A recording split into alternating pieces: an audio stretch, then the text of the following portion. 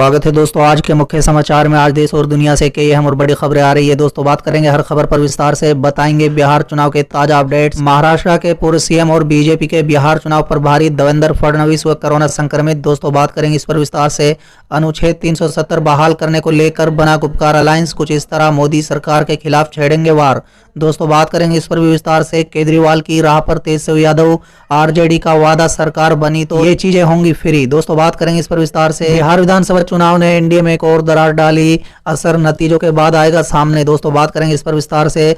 दिल्ली की अदालत ने दिया आदेश, उमर खालिद को जेल के सेल से बाहर आने दिया जाए। दोस्तों बात करेंगे इस पर विस्तार से। एकनाथ खड़से बेटी रोहिणी के साथ एनसीपी में हुए शामिल, कहा मेरे पीछे ईडी को लगाएंगे तो मैं सीडी चला दूंगा। तो चलिए देख लेते हैं आज की पहली बड़ी खबर। महाराष्ट्र के पूर्व सीएम और बीजेपी के बिहार चुनाव प्रभारी देवेंद्र फडणवीस व कोरोना संक्रमित। जी हां दोस्तों, बता दें महाराष्ट्र के पूर्व मुख्यमंत्री और बिहार विधानसभा चुनाव के लिए बीजेपी के प्रभारी देवेंद्र फडणवीस कोरोना पॉजिटिव पाए गए हैं। दोस्तों ये जानकारी उन्होंने खुद ट्वीट करके दी है। दोस्तों उन्होंने बताया कि कोविड-19 से संक्रमित पाए जाने के बाद उन्हें खुद को आइसोलेट कर लिया। चलिए अगली खबर। अनुच्छेद 370 बहाल करने को लेकर बना गुपकार अलायंस, कुछ इस तरह मोदी सरकार के खिलाफ छेड़ेंगे वार। जी हां दोस्तों, बता दें महबूबा मुफ्ती के आवास पर शनिवार को पीपल्स अलायंस फॉर गुपकार घोषणा के सदस्यों की बैठक हुई। दोस्तों इस बैठक में केंद्र सरकार के खिलाफ हल्ला बोल योजना बनाई गई। अनुच्छेद 370 को फिर से कैसे जम्मू कश्मीर में बहाल कराया जाए, उसे लेकर रणनीति बनाई गई। दोस्तों बता दें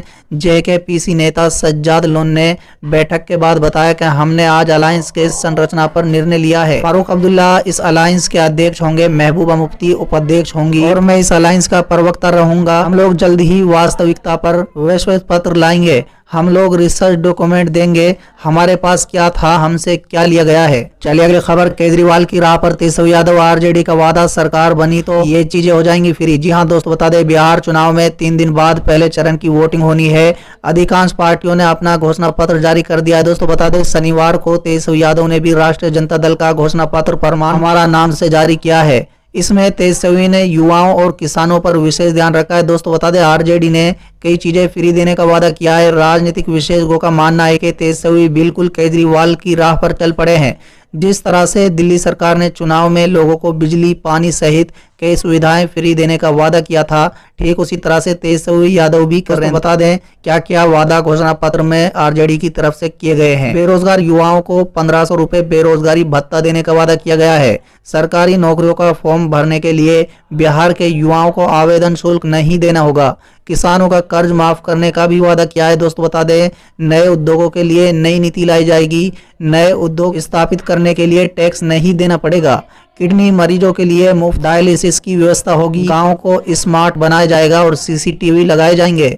बुजुर्गों और गरीबों को पेंशन 400 रुपए प्रति महीने से बढ़ाकर 1000 रुपए प्रति महीने किया जाएगा। सरकारी नौकरी में बिहार के युवाओं को तरजीह देने के लिए राज्य सरकार डोमिसाइल पॉलिसी लाएगी। सरकारी नौकरी के 85% पद बिहार के युवाओं के लिए आरक्षित होंगे। चलिए अगली खबर। बिहार विधानसभा चुनाव ने एनडीए में एक और दरार डाली, असर नतीजों के बाद आएगा सामने। जी हां दोस्तों, बता दें बिहार के विधानसभा चुनाव ने एनडीए में एक और दरार डाल दी है, जिसका असर नतीजों के बाद सामने आएगा। इससे लगातार कम हो रहे एनडीए के धड़क दलों में और कमी आ सकती है। बिहार में जेडीयू और लेजपा में जिस तरह से तलवारें खिंची हुई हैं, उसे देखते हुए दोनों का अब लंबे समय तक एनडीए में एक साथ रहना मुश्किल होगा।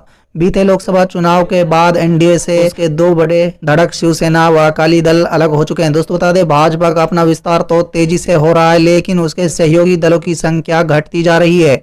एनडीए में गिनती के लिए कई दल शामिल है, लेकिन लोकसभा विधानसभा में ताकत देखे तो ये संख्या काफी कम रह गई है। चलिए अगली खबर। दिल्ली की अदालत ने दिया आदेश, उमर खालिद को जेल की सेल से बाहर आने दिया जाए। जी हां दोस्तों, बता दें जेएनयू के पूर्व छात्र उमर खालिद ने तिहाड़ जेल पर आरोप लगाया था कि उसे जेल की कोठरी से बाहर नहीं निकलने दिया जाता है और एकांतवास में रखा जाता है। इसके साथ ही उसने कोर्ट से कहा कि मुझे सुरक्षा की आवश्यकता है, लेकिन सुरक्षा का मतलब ये नहीं कि मुझे बंधक बना दिया जाए, मैं अपने सेल से बाहर ना जा पाऊं, ये एक सजा की तरह है। दोस्तों उन्होंने इस पर सवाल उठाते हुए कहा कि मुझे ये सजा क्यों दी गई है। इस पर तिहाड़ जेल ने ऐसा जवाब दिया जिसे कोर्ट ने बेहद विचित्र और अजीब बताया। चलिए अगली खबर है। एकनाथ खड़से बेटी रोहिणी के साथ एनसीपी में शामिल, कहा मेरे पीछे ईडी को लगाएंगे तो मैं सीडी चला दूंगा। जी हां दोस्तों, बता दें महाराष्ट्र भाजपा के पूर्व नेता एकनाथ खड़से, उनकी बेटी रोहिणी और उनके कई समर्थक शुक्रवार को राष्ट्रवादी कांग्रेस पार्टी में शामिल हो गए हैं। दोस्तों बता दें, उन्होंने राकांपा का जनाधार उससे भी दोगुनी गति से बढ़ाने का संकल्प लिया है, जिस गति से उन्होंने महाराष्ट्र में कभी भाजपा के लिए काम किया था। दोस्तों बता दें, खड़से यहाँ राकांपा प्रमुख शरद पवार और पार्टी के कई वरिष्ठ नेताओं की मौजूदगी में इसमें शामिल हुए हैं। खड़से ने कहा है कि भाजपा से उनका नाता तोड़ने के बाद यदि परिवर्तन निदेशालय यानी ईडी हरकत में आती है तो वो सीडी दिखाएंगे। दोस्तों उन्होंने ये दावा किया है कि भाजपा के कुछ वरिष्ठ नेताओं ने खुद ही उनसे कहा था कि भगवा पार्टी में उनका कोई भविष्य नहीं है और उन्हें राकांपा में शामिल हो जाना चाहिए, जो राज्य में शिवसेना नेता महाविकास अघाड़ी सरकार में एक प्रमुख धड़क दल है।